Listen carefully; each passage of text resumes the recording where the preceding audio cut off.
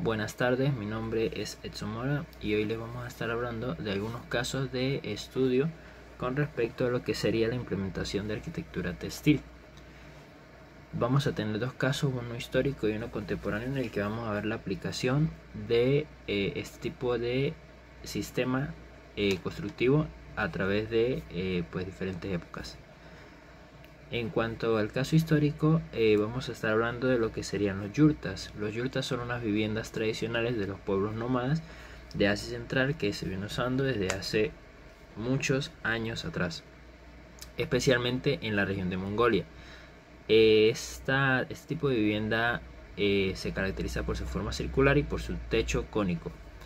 Está hecho principalmente de un armazón de madera y está cubierto por fieltro, lona o pieles de animales. Eso en las épocas antiguas o en los años más hacia atrás en la historia. Son muy prácticas y son fáciles de montar y desmontar, lo que las hace ideales para el estilo de vida nómada que pues ha venido viviendo esas regiones desde hace muchos años. Vamos a estar hablando de lo que sería la historia, la tecnología, los materiales y la función de estas piezas arquitectónicas llamadas los yurtas, que pues son una representación histórica de la arquitectura textil. En cuanto a su historia, estas tiendas tipo yurta han sido usadas por los pueblos pastoriles nómadas de las regiones de Mongolia, también de las regiones que pertenecían a los celtas en la historia, principalmente en lo que sería la Asia Oriental. Se dice que han sido usadas desde antes que existieran los registros escritos,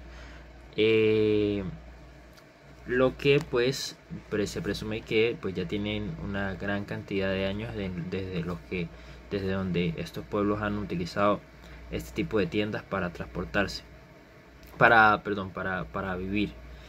Estas yurtas son un espacio, son un hogar semitemporal que es muy práctico y que proporciona un hogar para ellos.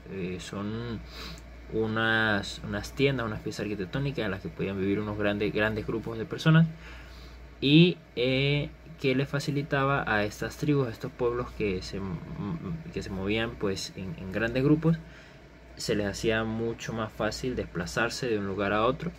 Esto con el fin de pues llevar sus rebaños desde algunos pastos que ya habían sido consumidos por sus ganados para otros lugares.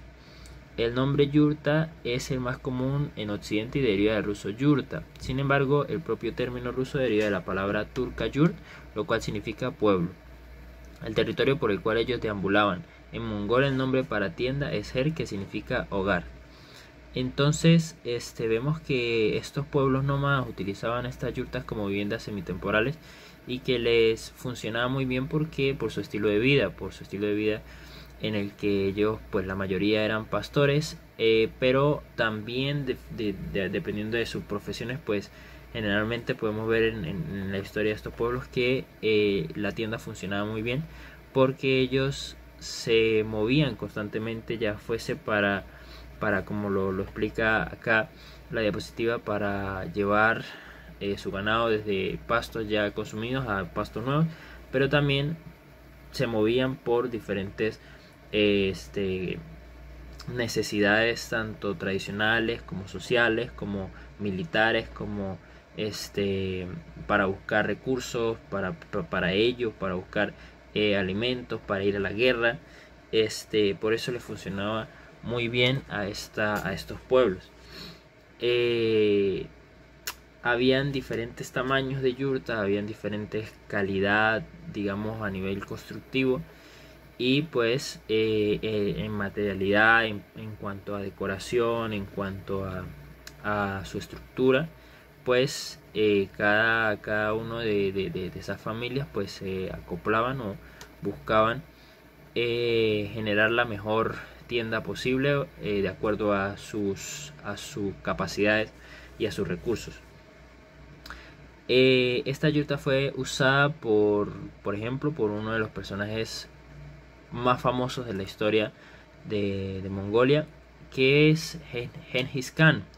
el cual fue un rey que estuvo en su gobierno desde más o menos los años 1206 a los 1227 después de Cristo. Las yurtas fueron fabricadas en varios tamaños e incluso a veces levantadas permanentemente en la parte superior de carretas para una movilidad fácil. No todas las personas podían darse esa facilidad porque era más costoso, requería más recursos. Entonces este tipo de yurtas que se acoplaban a carretas en su parte superior solamente se les permitía por sus condiciones a las partes elitescas de la sociedad.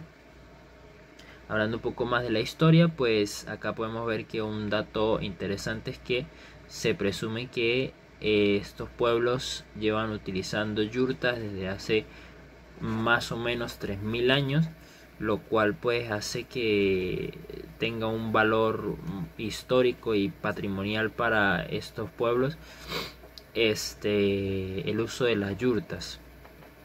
Se dice que en la Edad Media pues se empezó como a reconocer el valor y a comprender la necesidad que siempre tuvo este pueblo, y por lo tanto pues diseñar de pasar todo ese tiempo pensando y diseñando una tienda que se les fuese, que realmente les correspondiese al estilo de vida que ellos manejaban, que era pues bastante ajetreado, ¿no?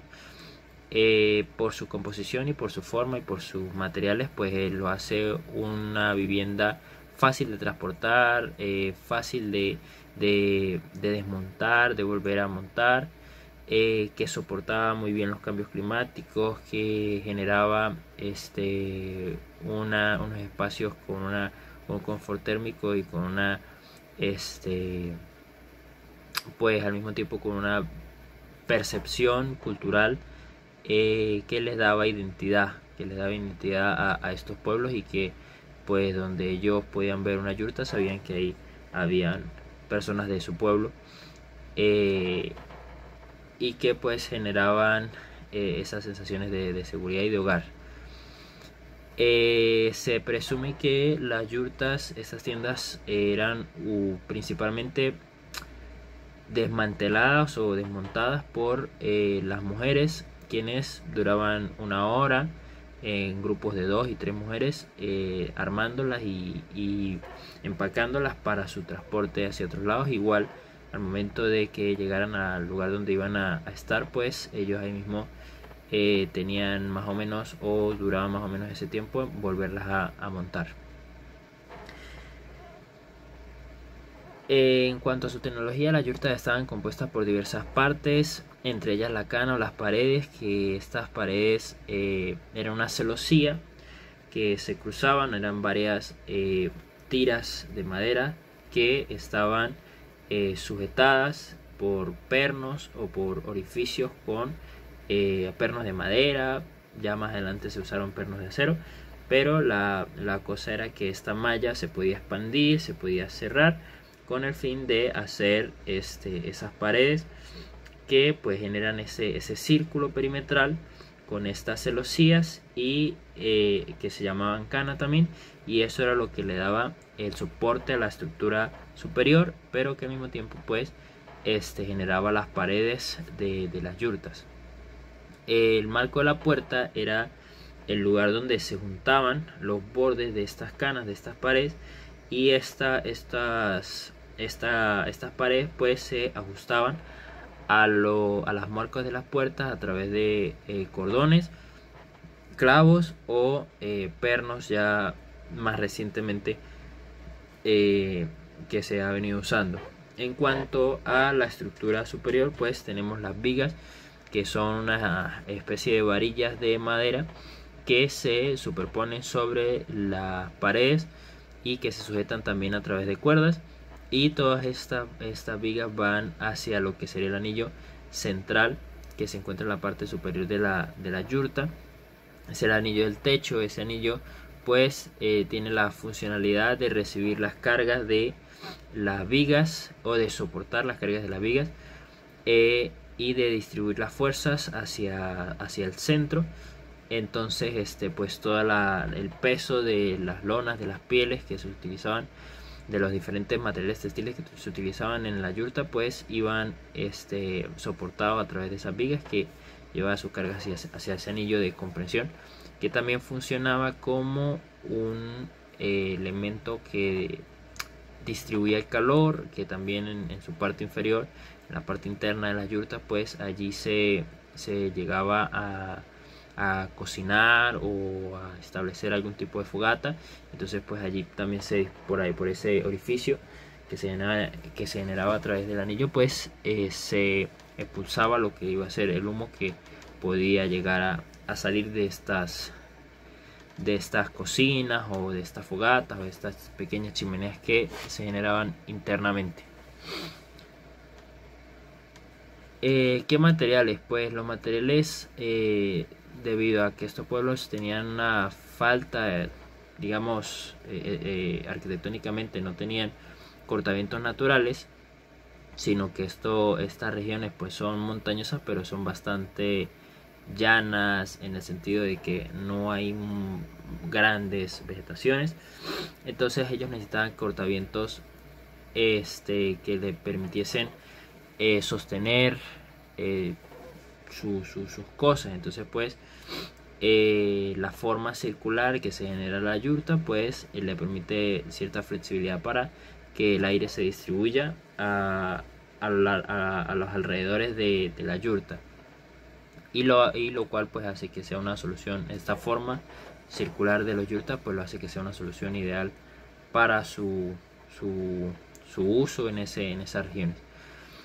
Los materiales y la construcción, la estructura se componía de un entramado de postes, que son los que estábamos hablando, que son los canas, las paredes, que generalmente pues son de madera, cubiertos de fieltro o de pieles de animales que se tensaban sobre el armazón. Esto pues para darle una mayor rigidez a la estructura, se tensaban las pieles y se anclaban al suelo a través de diferentes tipos de ganchos. Esta yurta pues, debido a su forma, debido a sus materiales, debido a su estructura, hace que sea modular y desmontable. Ya la yurta era modular y desmontable, lo que permitía su fácil transporte y montaje a diferentes ubicaciones. Como ya pues lo estábamos hablando, se tomaba más o menos el armar y desarmar estas piezas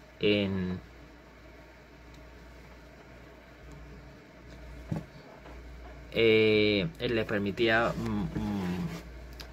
desmontarse y armarse rápidamente. La adaptación al clima, su diseño, como lo estábamos hablando, su diseño circular, unido a la flexibilidad de los materiales y la posibilidad de instalar paneles adicionales, permitía adaptarse a cambios extremos de temperatura y condiciones climáticas. Esto pues porque una vez que ya tenían las lonas o las pieles o los diferentes tipos de textil que iban cubiertos por fuera, y luego lo que sería la estructura, que serían las famosas canas o las paredes internas de las varillas de madera, después de eso también se agregaban diferentes tipos de telas internas que servían tanto como decoración como aislantes térmicos. ¿Cómo funcionaban las yurtas? Internamente pues tenían un diseño funcional que se adaptaba a la vida nómada. Tenían un área de descanso en el centro de las yurtas, solía haber un espacio para dormir, donde se colocaban diferentes tipos de alfombras, cojines, telas que servían como colchón para que las personas pudiesen dormir en grandes grupos de personas que se podían quedar en las yurtas de acuerdo a la cantidad o el espacio, mejor dicho, que tuviesen estas yurtas, porque pues se podían hacer diferentes tipos de tamaño. Tenía una cocina que generalmente se encontraba cerca de la entrada. A menudo se podía concluir o considerar que lo que vendría siendo la parte de la estufa o la parte del fogón se podía colocar en el centro con el fin de primero distribuía calor interno dentro de las yurtas, y segundo pues el exceso de ese calor o los diferentes tipos de humo pues podían también salir por ese anillo de compresión que estaba en la parte superior de la estructura. En los perímetros internos de las yurtas pues se utilizaba como almacenamiento, se colocaban estanterías, bancos, para pues almacenar todas las pertenencias, la ropa, los objetos personales, las herramientas de trabajo, los utensilios de cocina, pues se colocaban todos en el perímetro. Y frente a lo que vendría a ser las puertas de estas yurtas se dejaba un espacio para las áreas sociales donde las personas pues recibían diferentes tipos de visitas, donde las familias socializaban, donde los generales o los militares del momento pues establecían sus reuniones y llegaban a las conclusiones de lo que requerían hacer de acuerdo a su pues estilo de vida. Si era necesario, pues colocaban algunos asientos más y podían allí socializar. Muchas gracias.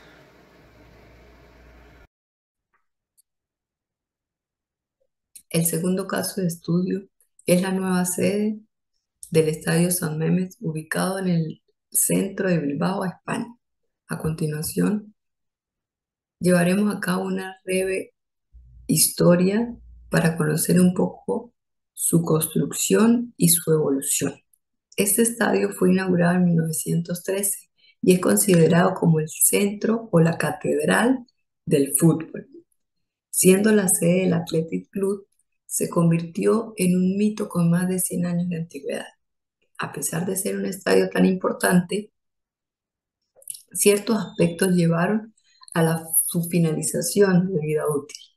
Aspectos como las actualizaciones de normativas y el poco aforo que brindaba este espacio o este estadio. Durante su construcción, el arquitecto tuvo que enfrentar diferentes situaciones. La primera de ellas era que el estadio debía ocupar la posición inicial del viejo estadio, es decir, se expandería en sus alrededores, pero también iba a ocupar parte del viejo estadio. Además de esto, el Athletic Club no podía dejar de ejecutar sus partidos en esta sede, lo que llevó al arquitecto a diseñar un sistema de construcción en dos fases, por lo que vemos en la imagen cómo coexisten la nueva construcción con la vieja construcción y cómo se lleva a cabo el ensamble una de la otra. La importante o la ubicación privilegiada de este estadio llevan al arquitecto a imaginarse un estadio como una pieza arquitectónica con fuerza, pero que al mismo tiempo respetara sus edificios circundantes. Uno de los criterios manejados fue la concepción de un volumen de construcción como un edificio urbano, respetando su contexto y no siendo nada más una institución deportiva. Aquí tenemos una imagen del contexto, de las edificaciones circundantes y cómo se proyectó ese nuevo edificio urbano. Otro de los aspectos importantes fue la renovación de las fachadas en el año 2012. Se llevó a cabo a través del sistema de monocapa con elementos F torsionados que dependían o eran soportados a través de un sistema pretensado mecánico que llevaba sus cargas al sistema principal. Estos tenían una geometría de doble curvatura debido a que su fachada no soportaba excesivos esfuerzos, pues su función principal era proteger del sol. La fachada está compuesta por alrededor de 2.700 lamas blancas que generan una fachada única y dinámica. Cada pieza de estas o cada lámina F está constituida por un vestidor metálico compuesto por tubo circular. Los beneficios son la proyección de una imagen única, diferente, una fachada semitransparente, permeable a la vista y sobre todo que permite una iluminación y ventilación natural. Además de esto, Cada lama está constituido por un sistema de iluminación LED, lo que nos brinda diferentes escenarios de acuerdo a lo que está sucediendo dentro del estadio. Aquí tenemos un ejemplo de 4 escenarios básicos que se suscitan en este. La primera imagen es de día, donde el estadio aparece con su color natural en blanco. La segunda imagen es de noche, cuando se proyecta como un faro y ciertas lamas son encendidas con un tono rojo, buscando un binomio rojo-blanco. La tercera imagen es cuando se está ejecutando un partido del Athletic Club. En su interior es iluminado y su exterior también, cada una de las lamas de color rojo.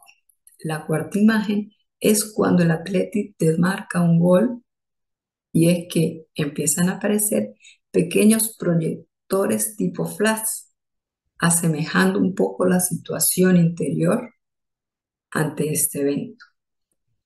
La implementación de una fachada con elementos LED nos permite brindar un lienzo en blanco que, acompañado con un sistema de LED, proyectan al edificio como un nuevo y urbano. El segundo elemento importante o que se llevó a cabo dentro del estadio fue la extensión de su cubierta. Se realizó sobre su cubierta existente, que consistía en una estructura metálica deshecha, como la podemos ver en la imagen, en voladizo hacia el estadio. ¿Cuál era el principio más importante? Proyectar la continuación de la fachada existente, teniendo como criterio principal minimizar el peso sobre esta fachada existente, y se optó por un sistema de cables ligeros compuesto por, como lo vamos a ver en la imagen, 2 anillos a tensión que se encuentran en el interior de la extensión de la cubierta, y un anillo a compresión que va fijado a la estructura existente. Los 2 anillos a tensión están soportadas por una serie de cables radiales o de pares radiales que transfieren las cargas hacia el anillo de compresión. Este anillo de compresión está unido sobre la cubierta existente y se forma y se proyecta como un marco rígido, pudiendo así darle continuidad a la fachada, a la cubierta, perdón, permitiendo una ampliación en su perímetro, como lo vamos a ver aquí en la imagen izquierda. Se logra una extensión de 13 metros en las tribunas, 18 metros en los fondos y 23 metros en la diagonal, que son llamados córner. Esto buscándole un confort y una protección mayor al espectador. Aquí también tenemos el ejemplo de cuáles son los anillos a compresión, que son los interiores de esa extensión, el anillo a compresión que rodea y va fijado hacia la cubierta existente. En la parte inferior tenemos una imagen más palpable de esos cables y cada uno de los pares que transfiere las cargas al anillo de compresión. Aquí de nuevo unas imágenes de la proyección de noche del estadio, una vista desde su interior, y vemos la unión entre la vieja cubierta y la nueva cubierta.